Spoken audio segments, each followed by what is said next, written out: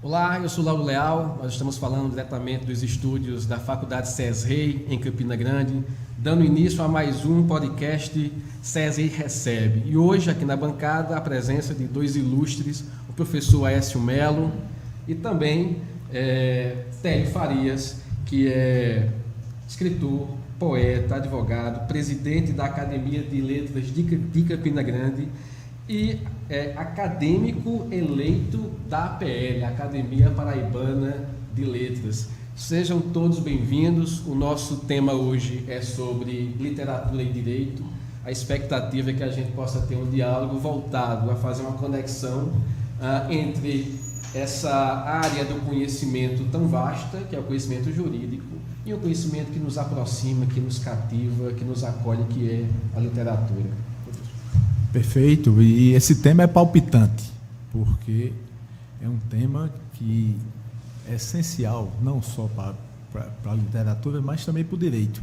É um casamento perfeito, porque tanto a literatura como o direito tem como base, tem como meta, tem como dever abraçar as causas humanas. Então, para o grande advogado, para o grande juiz, para o grande promotor do amanhã, é mister que saiba mais do que o direito.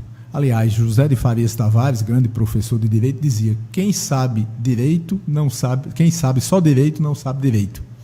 Então, esse casamento do direito e literatura como diz no popular, é juntar a fome com a vontade de comer, porque ambos têm como base a vida humana, as vicissitudes humanas, os sofrimentos humanos, e a arte da literatura é uma arte da escrita, é uma arte do falar. E o que é o direito? A arte da escrita, a arte do falar. Eu vou logo fazer aqui uma provocação, tá? Porque assim a gente coloca aqui o professor Aécio aqui em nossa roda. A gente já vai falar um pouco sobre seus livros e sobre a sua obra, mas algo que a gente tem percebido é um certo desinteresse, não somente de um lado da bancada, o corpo discente, mas às vezes até os professores. E eu tive o privilégio de ser aluno de Aécio, e uma das coisas em que ele sempre trazia era, ele aproximava a frieza que às vezes é a letra jurídica com o calor que é a literatura. Eu me lembro com certa facilidade da aula que nós tivemos a partir do enredo tratando sobre o livro Padrinho. E isso aqueceu a discussão de modo a fomentar o nosso entendimento sobre a temática. Falta um pouco disso hoje, né? Falta, com certeza. Bom, primeiramente é um prazer participar dessa conversa, né, com vocês aqui, você, Laura, e com o meu amigo Télio.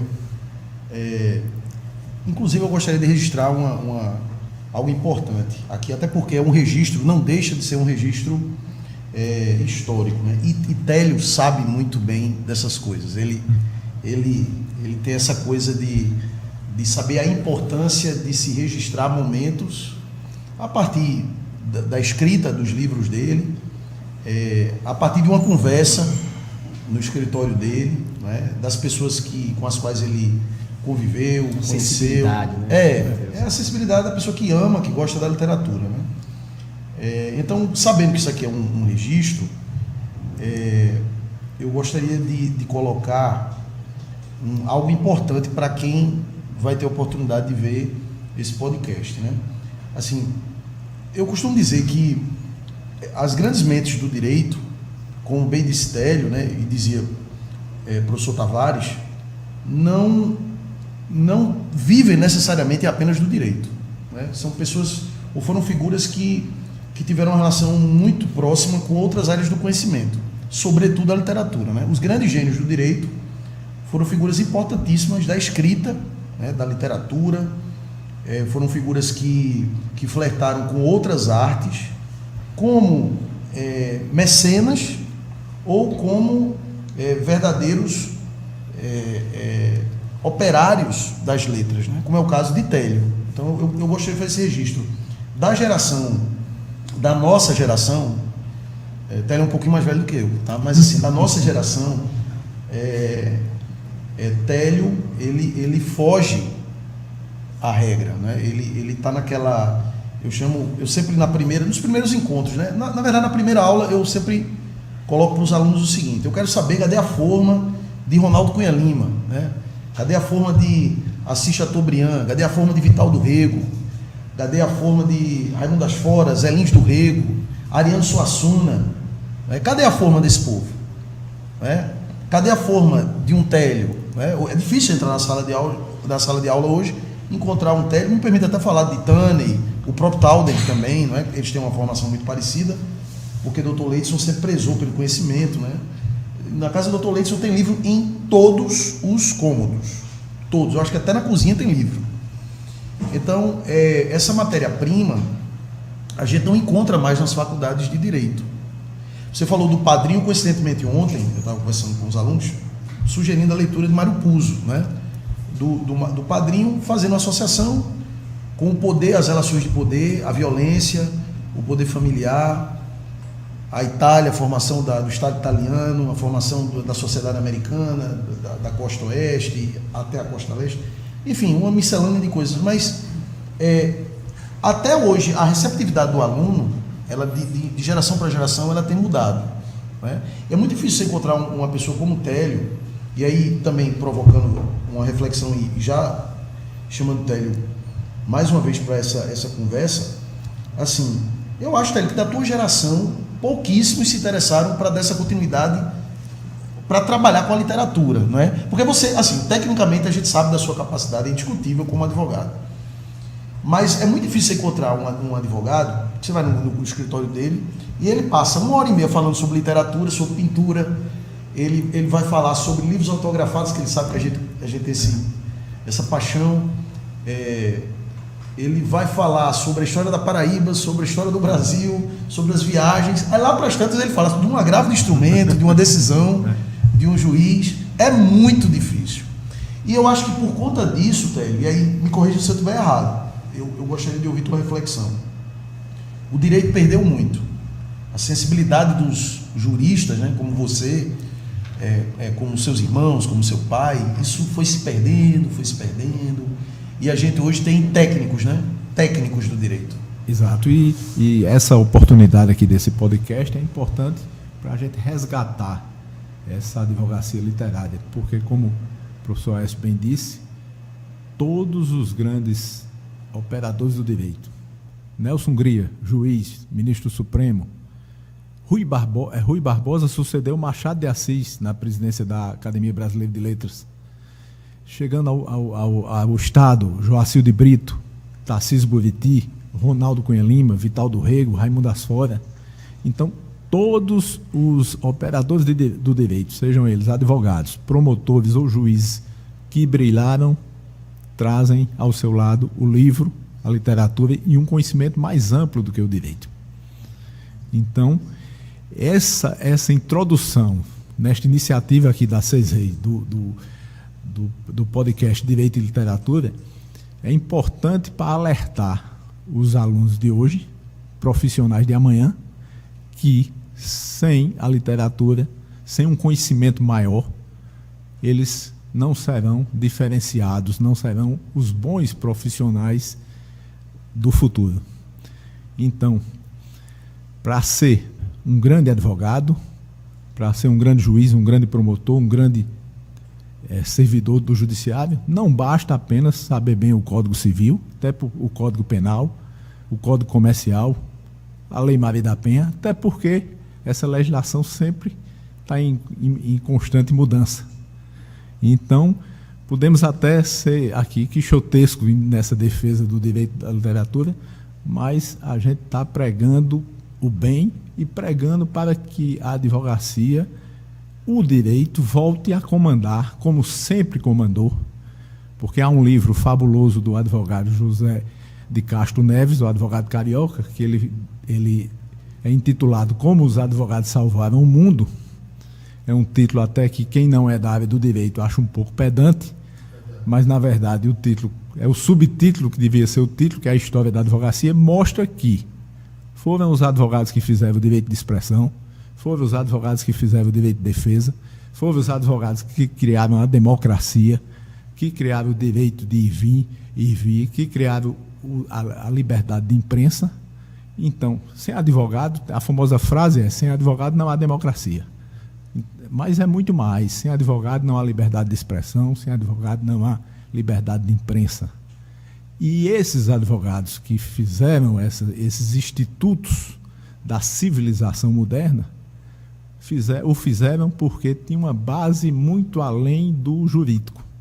Tinha uma base filosófica, sociológica, literária. Por que Ronaldo Cunha Lima foi brilhante na advocacia? Eu até digo, daqui a alguns anos vão falar o poeta Ronaldo, que fez o Abespinho, que fazia petição e verso. E vão dizer apenas: ele foi também governador e foi senador. Porque a literatura é que consagra.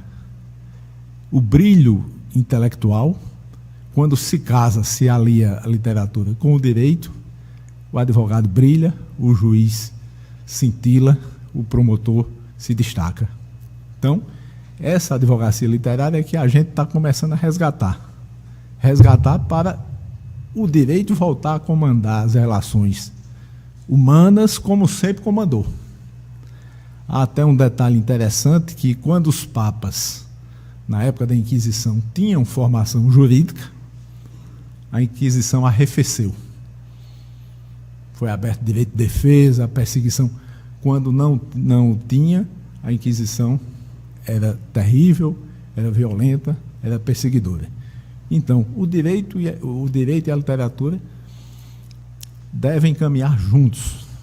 E essa literatura pode ser ampla, pode ser policial, literatura de viagem, romance, poesia, conto. Citei há pouco o Abespinho, que é a poesia petição de Ronaldo Cunha Lima.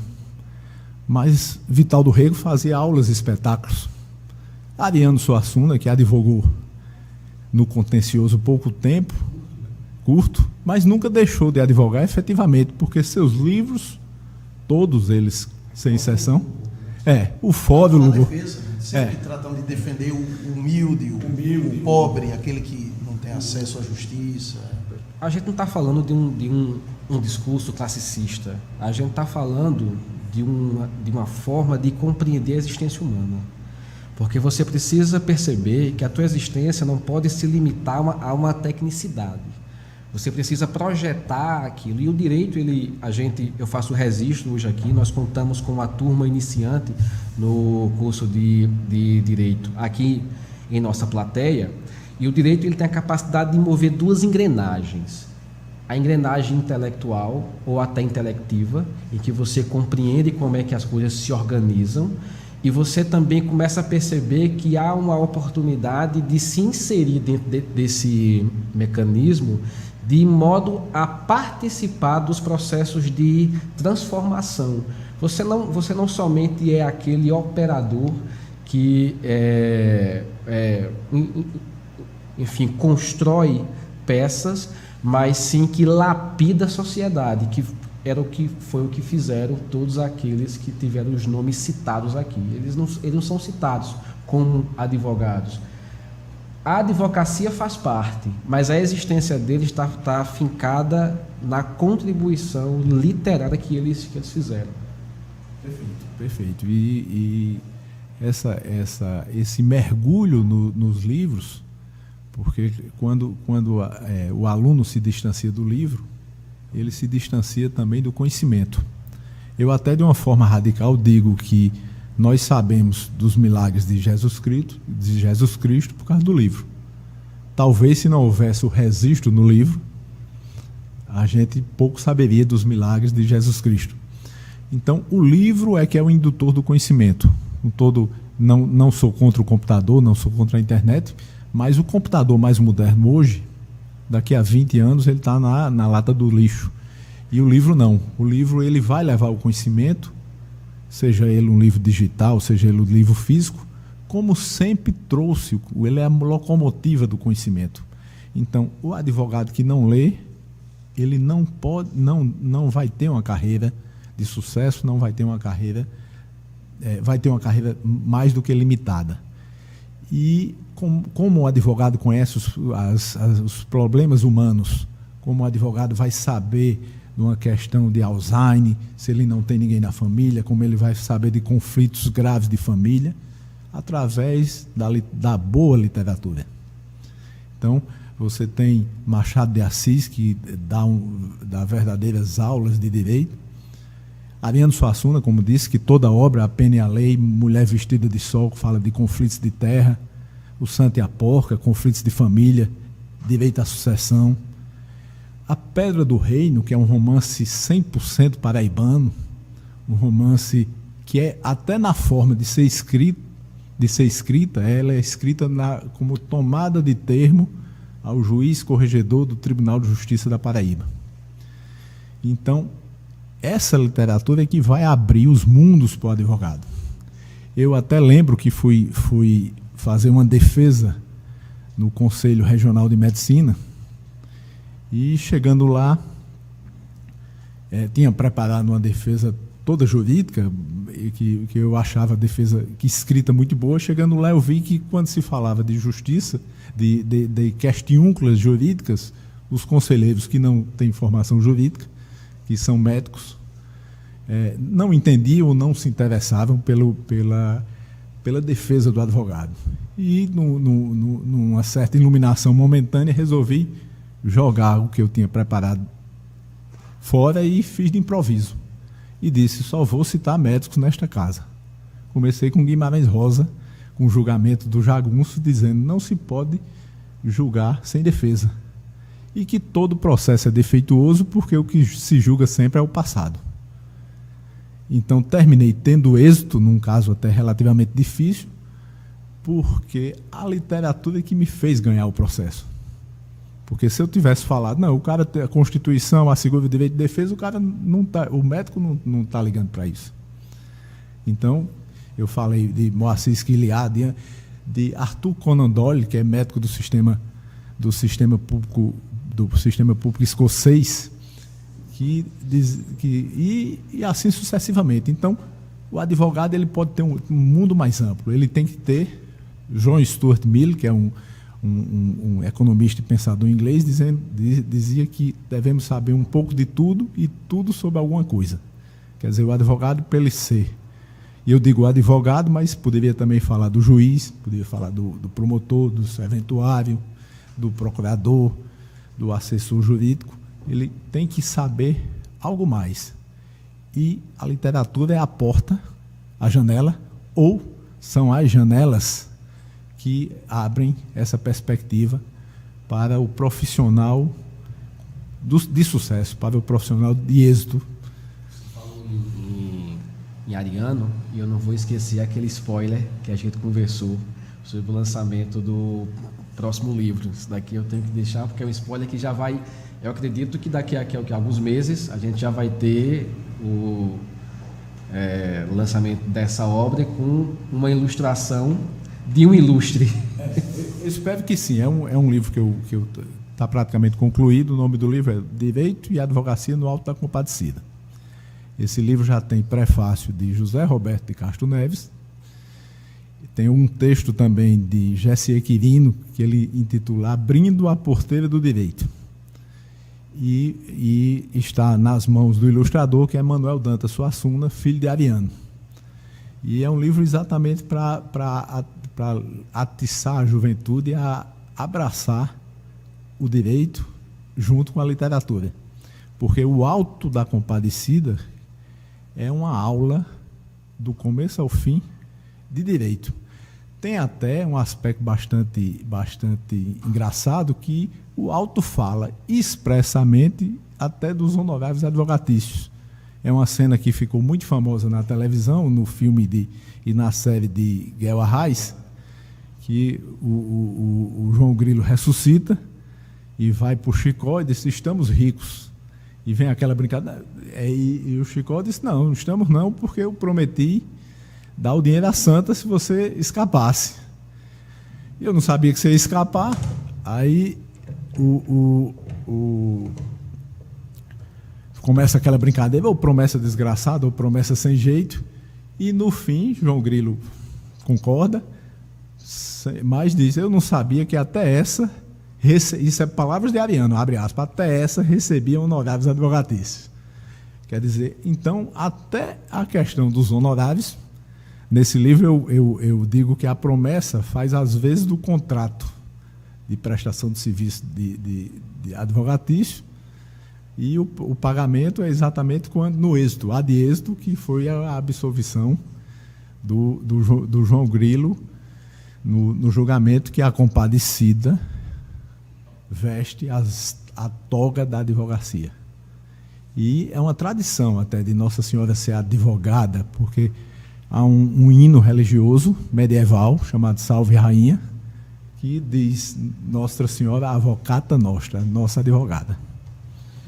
Me diga uma coisa, Télio, e essa paixão por biografias, hein? De onde vem? A paixão eu sempre fui um grande leitor de biografia. E leio todas as biografias de todos os... Leio de músicos, de políticos, de empresários, e sempre gostei muito de biografias. E acho até que a biografia é muito também do autor, porque você deixa a sua interpretação. Até li um livrinho de Rui Castro, que é um dos grandes biógrafos do Brasil, A Vida por Escrito. E ele diz que você começa uma biografia por paixão. E você tenta deixar ser biografado, mas ele nunca lhe deixa. Então, essa paixão por biografia vem da leitura. Aliás, eu sempre digo que a escritura, o ato de escrever, é sempre filho da leitura. A gente vai adentrar dentro da sua obra, dentro da sua contribuição, mas eu queria, adentrando e utilizando você como modelo, Ariano Suassuna, ele bebia muito da obra de Leandro Gomes de Barros, né? De onde a gente tem cordéis clássicos, inclusive que retrata fielmente o construto social daquele período. E como é que anda hoje a literatura? Como é que você enxerga hoje? A literatura tem uns movimentos que falam que a literatura vai deixar de existir, mas eu falo como um esperançoso realista, como falava Ariano, porque eu vejo também uma moçada nova escrevendo muito bem, pessoal de 20 e poucos anos. Tem uma poeta fabulosa no Brasil, Aline Bey, poeta romancista. Tem um pessoal, aqui em Campina tem um cara que ganhou até um prêmio da Todavia de Não Ficção, com a reportagem sobre aquele crime da barbárie em Queimadas, Bruno Ribeiro, que é um talento também. Tem aqui Bruno Gaudêncio, um historiador brilhante. Então, eu sou otimista. Acho que, apesar dos pesares, apesar de tudo, a literatura ressurge, resiste. A literatura é como um cacto, né? Falta água, mas ela continua em pé. Esse pessoal que trabalha com futurologia, que já condenou o rádio, que já condenou o livro, a literatura acho que é só mais um. Mas eu acho que eles fazem uma lista contando aquilo que não vai acabar, aquilo que vai estar permanecendo. Mas não há uma redução muito drástica, não, assim, Télio. Eu vejo, em relação a isso, eu tenho um certo ceticismo. Assim, eu não acredito que a coisa venha um dia a acabar, né? A figura do escritor. Eu acho que é impossível, não é? Até porque existem, inclusive, cursos que alimentam um pouco essa veia, não é? Há o próprio direito, como você bem disse, o curso de letras, o curso de história. Então, inevitavelmente, você vai encontrar ali no meio de 30, 40, 50 alunos, sempre vai aparecer irão aparecer 2, 3 alunos que têm essa veia, né, de escritor, né, essa pegada de escritor. Mas eu tenho acompanhado assim com um certo medo. Eu acho que a melhor palavra é essa, medo, né, porque eu tenho observado uma diminuição considerável desse desejo de escrever por N fatores, né, as facilidades da vida, as facilidades tecnológicas e enfim, há uma perda de tempo com coisas absolutamente fúteis. A gente está cedendo. Eu não sei, eu acho que eu tenho essa impressão. Eu gostaria de ouvir, Télio, porque ele disse, né, que é um esperançoso realista, mas eu vejo assim, dessa forma. Eu tenho visto poucos alunos, por exemplo, a gente no curso de Direito, com as reformas que ocorreram no final da década de 90 do século passado, a gente tentou retomar através da monografia, os trabalhos monográficos, que agora já são de uns tempos para cá, ou podem ser artigos de final de curso. A gente tentou recuperar essa veia científica, né, esse caráter científico do curso, que se perdeu há muito tempo. Quer dizer, eu termino um curso, aquela velha piada que tem entre os americanos, né? Eu acho que é entre uma piada de caráter político, mas que toca essa questão. Diz que o George Bush dizia que a diferença dele para... Eu não lembro exatamente qual foi o político que disse assim, fulano escreveu um livro, não é? Eu li um livro ao longo do curso. Né? Então, assim, é uma coisa meio complicada, mas eu observo que muitos alunos, no final do curso, procuram, inclusive, a gente sabe que, infelizmente, isso tem acontecido. Hoje, com o ChatGPT, eu não sei o que vai acontecer, mas vai desempregar um bocado de gente. Mas muita gente que corria para os braços de um colega, muitas vezes desempregado, até um cara estudioso, que escreve bem, para fazer o trabalho monográfico ou ajudar na construção do trabalho monográfico. Então, assim, eu te pergunto, você não tem um certo receio disso? Porque inclusive, essa coisa das peças, eu sei que você é um dos poucos advogados. Existem grandes advogados em Campina Grande, mas poucos são os advogados que abrem um documento no Word zerado, em branco, e começam a digitar. Excelentíssimo senhor juiz de direito da primeira vara da Fazenda Pública da comarca de Campina Grande. Poucos fazem isso, eu sei que você é um deles. Né? E vai construindo sua petição sem fazer o recortar-colar. Talvez você recorra a uma petição antiga por conta do prazo, o horário, aí você vai fazendo, logicamente, a adaptação. Mas você não acha que a coisa, nesse sentido, está meio complicada, não? Está assim, está... A gente tem sentimentos paradoxais, né? Às vezes a gente se desanima e às vezes a gente recebe notícias otimistas. Eu cito até um exemplo, tem um geógrafo baiano, Itamar Vieira Júnior, que lançou um livro que também se aplica a essa vertente do direito de literatura, Tortarado, que fala de conflitos de terra, de quilombolas. E este livro está batendo 1 milhão de exemplares vendidos, mesmo na época de hoje. Quer dizer, no Brasil é uma notícia, é um fenômeno.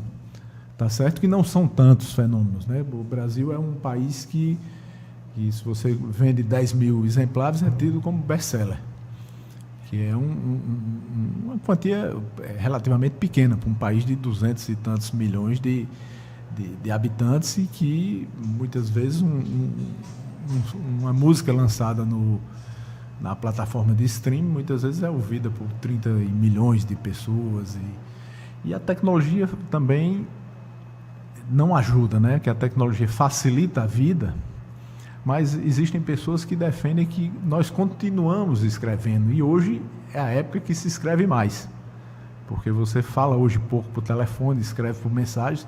Obviamente que se escreve, tem coisas boas, coisas ruins, e que as coisas ruins serão esquecidas e as coisas boas ficarão, como o caso até do romance Tortarado, que certamente daqui a alguns anos será considerado um clássico da literatura nacional. Então, eu ainda sou otimista. Acho que podemos continuar nessa guerra, talvez meio quixotesca, né? Verdade. Talvez de lança em punho, de escudo na mão. A gente está nessa briga de defender o direito, de defender o conhecimento, a literatura.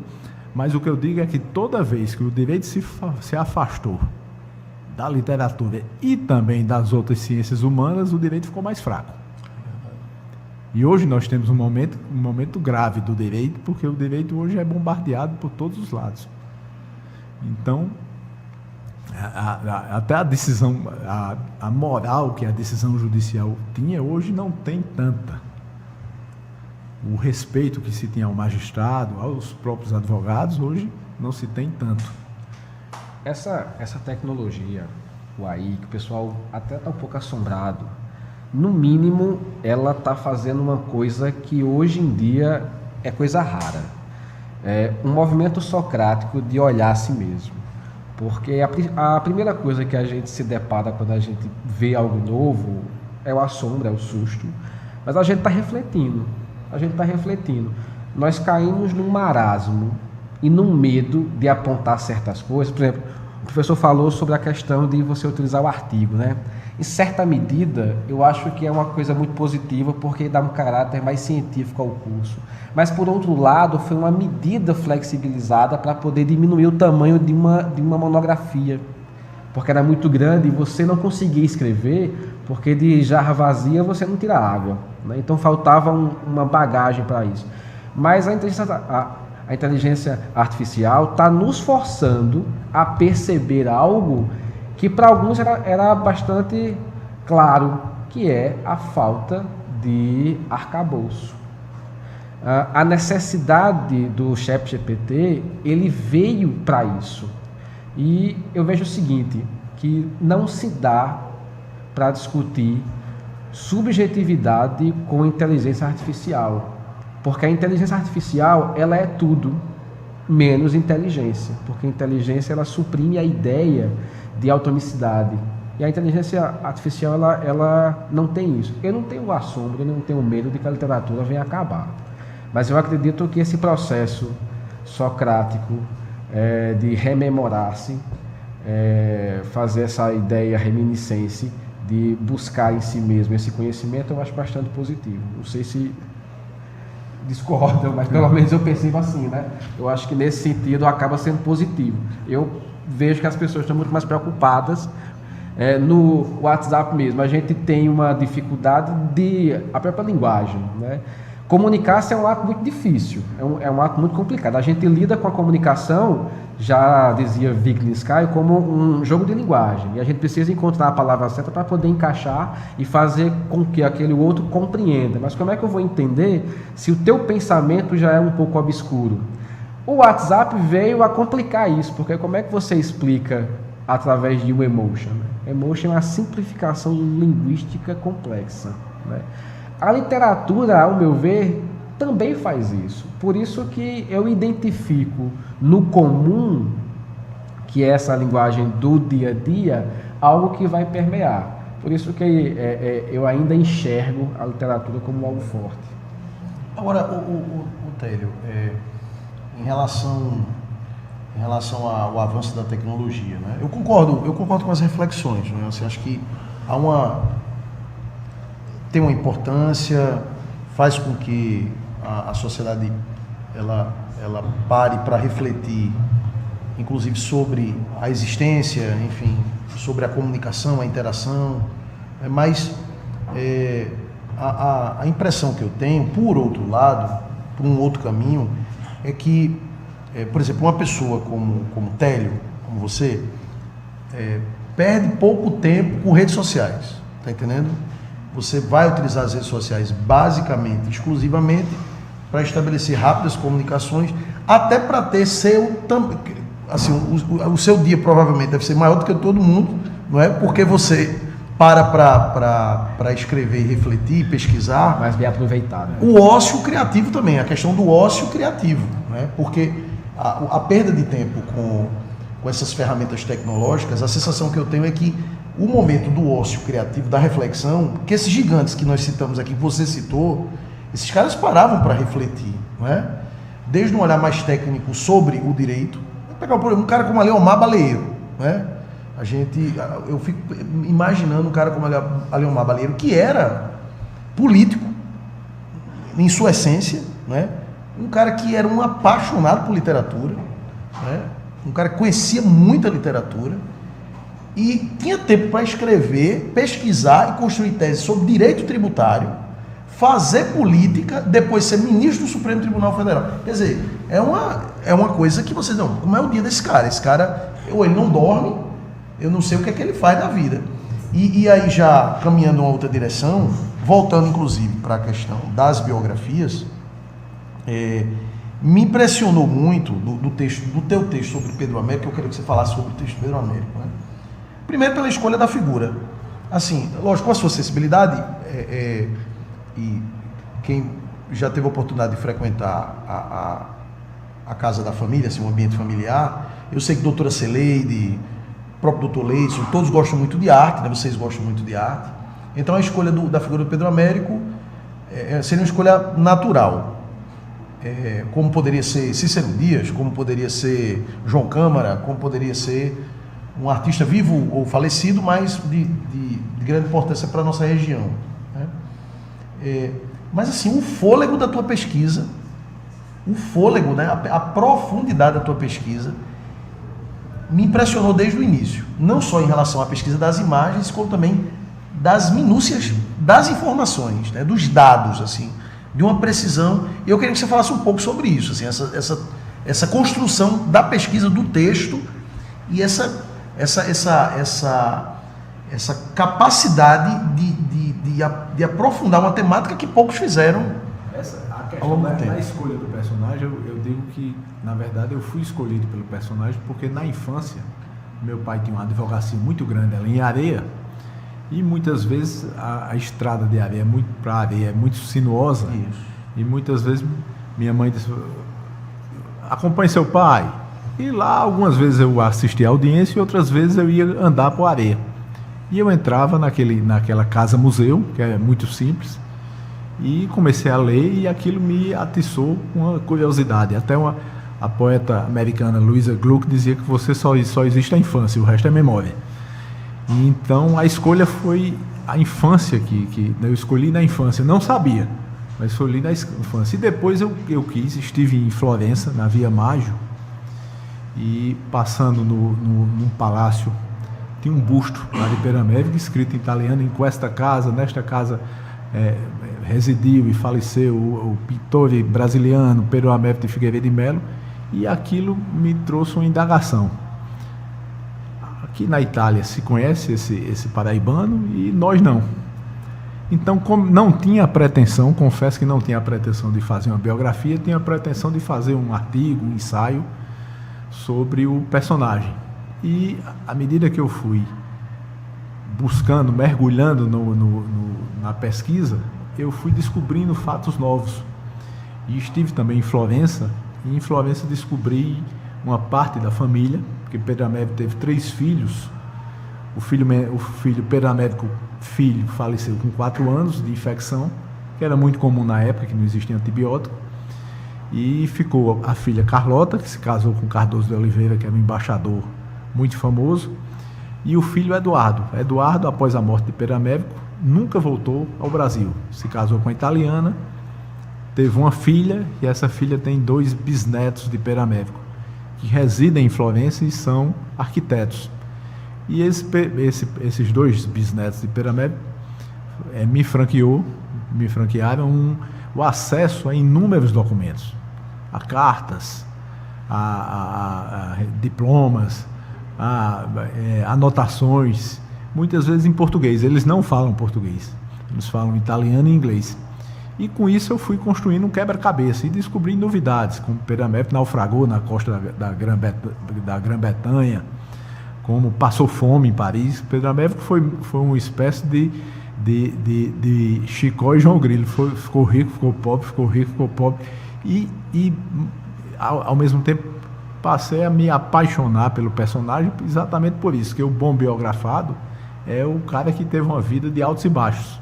Aquele cara que sai de casa 8 da manhã, vai para a repartição pública, chega 7 da noite, é a mesma coisa, ninguém tem interesse em ler a biografia dele. Então o cara foi prestigiado pela Rainha Vitória, era amigo de Victor Hugo, saudou Alexandre Dumas e tantos, um cara de um prestígio internacional, mas ao mesmo tempo um cara que passou fome, que teve que mendigar por um prato de comida, que foi preso por engano, porque estava vendendo, numa época de necessidade, ele estava vendendo as condecorações, que naquela época eram efetivamente de ouro, de prata, de bronze, e era tantas as medalhas, as condecorações, que o pessoal desconfiou que era mercadoria roubada. Então esse personagem de altos e baixos é um personagem que fascina e que me fascinou.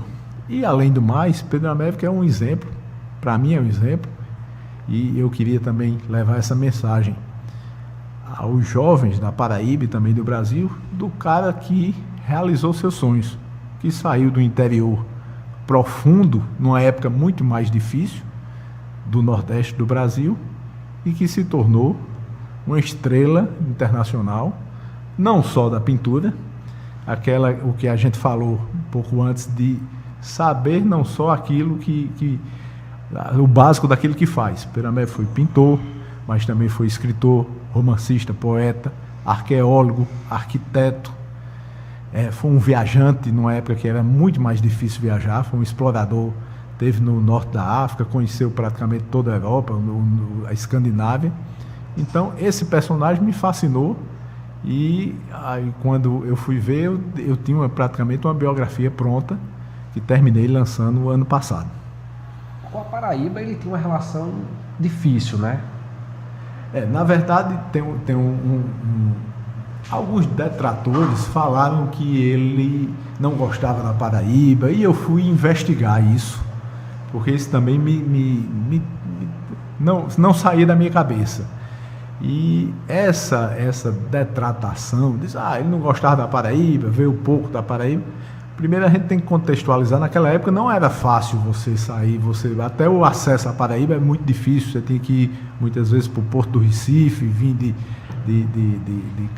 de cavalo, de carruagem para areia, até para a própria capital, para a cidade da Paraíba. Então é muito difícil. Na verdade, essa detratação de Peramed começa na campanha que ele colocou o nome para ser candidato a deputado federal, que terminou eleito, foi o segundo mais votado, e os adversários combatendo, no intuito de combater, a política sempre traz essas guerras, no intuito de combater a postulação de Pedro Américo.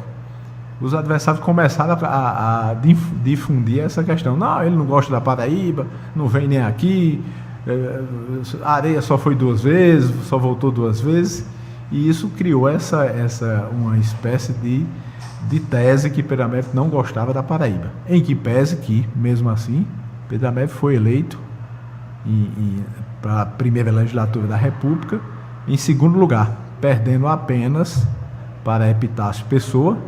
Então não é apenas, né? É somente. Somente. E Epitácio Pessoa tinha um detalhe. Epitácio Pessoa era o supersecretário do governador de então, Venâncio Neiva, e ao mesmo tempo era sobrinho do Barão de Lucena, que era o ministro da Fazenda.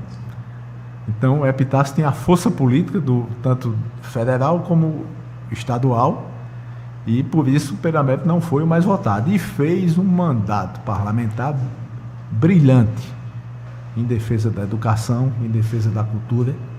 Defendeu a criação de várias universidades, criação de teatros, criação de escolas de arte, de escolas de música, e chegou até mesmo a defender a criação do ensino integral.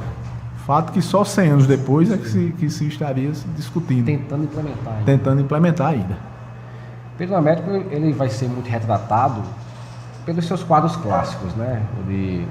O de Tiradentes, um que eu acho em especial, A Fala do Trono, a de Dom Pedro II, o quadro da Independência, que é talvez o mais famoso.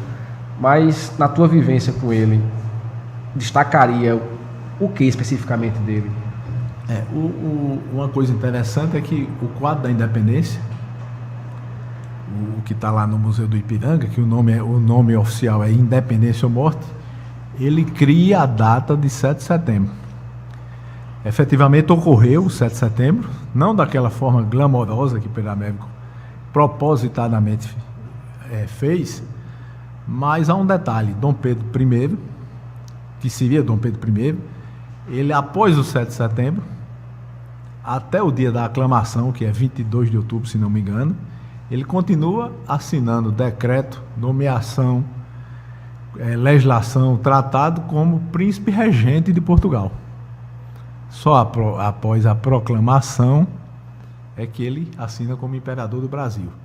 Eu pesquisei nos jornais da época, que tem disponível no site da Fundação Biblioteca Nacional, e nos jornais de 1822 e de 1823 existem poucas notícias do 7 de setembro.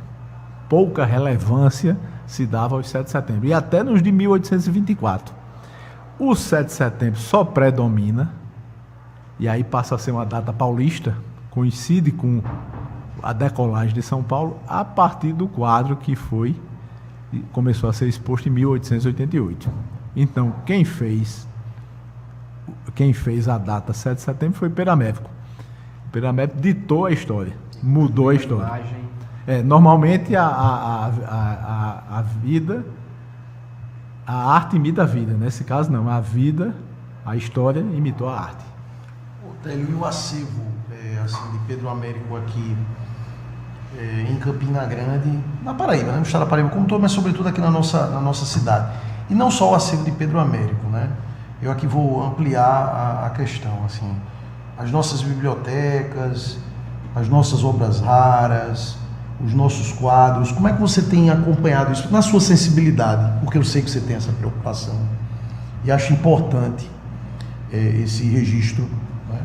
Até para as próximas gerações, né? Como é que você tem acompanhado, como é que você tem observado esse cuidado ou falta de cuidado da cidade em relação a esse patrimônio? Nós temos um museu maravilhoso, que é o Museu Assis Chateaubriand, que foi criado por Assis Chateaubriand praticamente na mesma época que ele criou o MASP em São Paulo. E é um museu que tem Portinari, tem 4 Peraméricos, tem Antônio Dias, que é um pintor talentosíssimo de Campina Grande, Raul Córdoba, e também Rodolfo Amoedo e tantos outros. E esse museu praticamente vive fechado, que é lamentável. É um museu que eles conseguiram até uma verba do BNDES, que é a verba, eles por dentro, o museu está em bom estado de conservação, mas a verba não podia ser gasta com pessoal. Então ele tem um museu, um equipamento bastante interessante, um equipamento, mas a sociedade praticamente não tem acesso. Então isso é lamentável.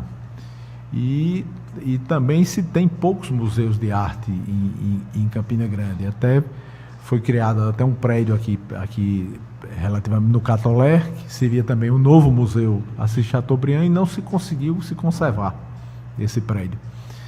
E hoje também está fechado. E das obras de Peramérico na Paraíba nós temos muito poucas. Nós temos esse quatro quadros do Assis Chateaubriand. Temos um quadro em areia, que foi uma doação do genro de Peramérico no centenário, em 1943, que é o Cristo Morto.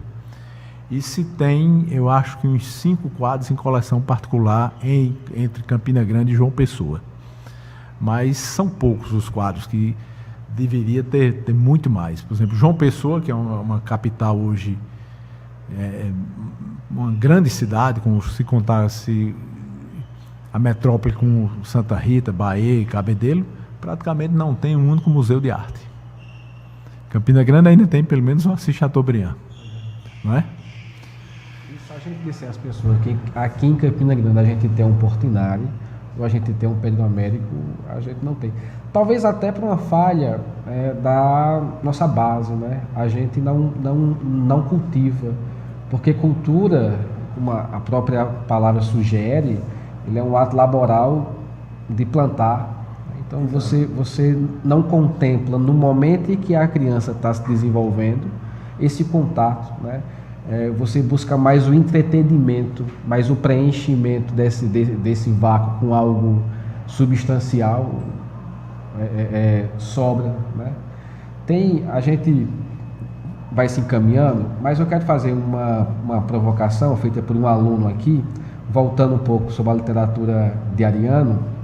Como é que você enxerga essa extensão da obra de Ariano pós-mortem, que é o Auto 2? O Auto 2.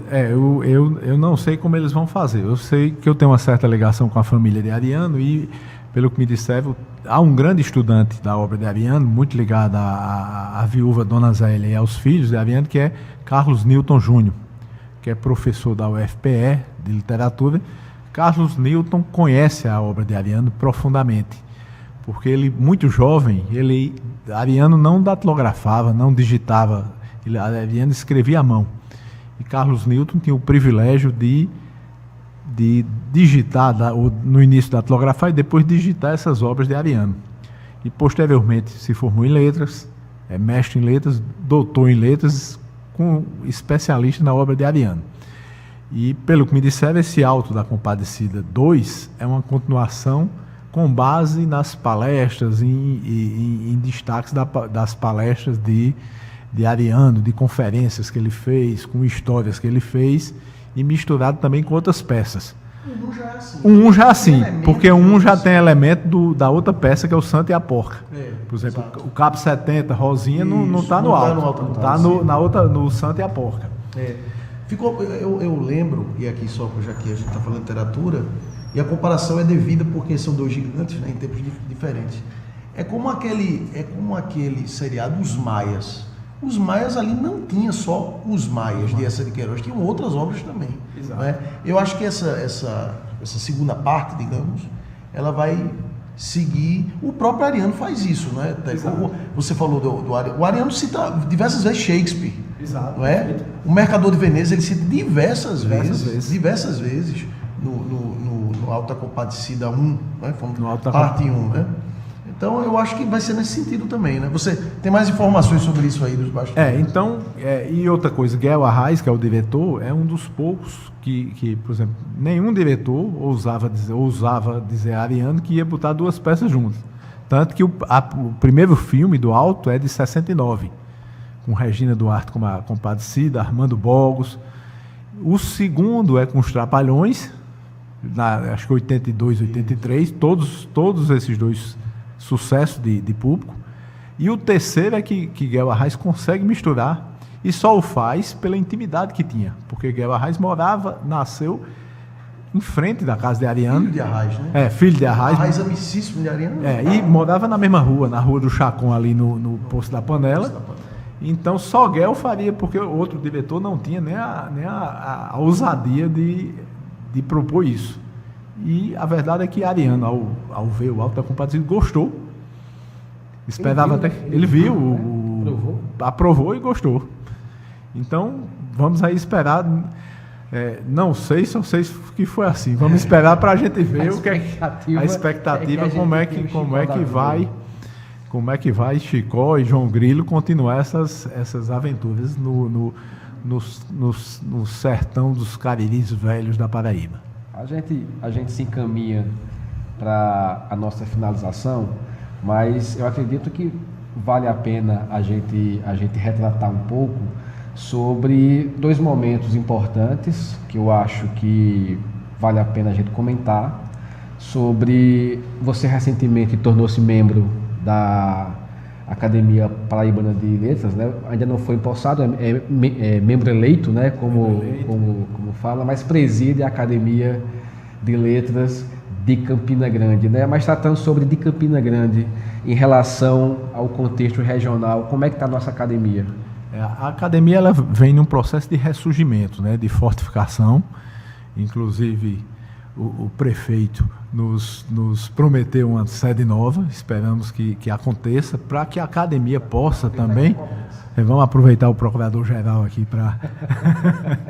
Vai sair, é questão de honra. Exato. E por quê? Porque a academia quer, com seus membros, também prestar serviço a Campina Grande, levar essa bandeira de defesa do livro, de defesa da literatura, às escolas públicas, receber os alunos das escolas públicas, debater com esses alunos, com crianças pequenas, com alunos do ensino fundamental, do ensino médio, para que essa semente plantada possa florescer, possa ficar cada vez mais forte e no futuro dar frutos, grandes frutos, em forma de grandes cidadãos com um pensamento amplo, com um pensamento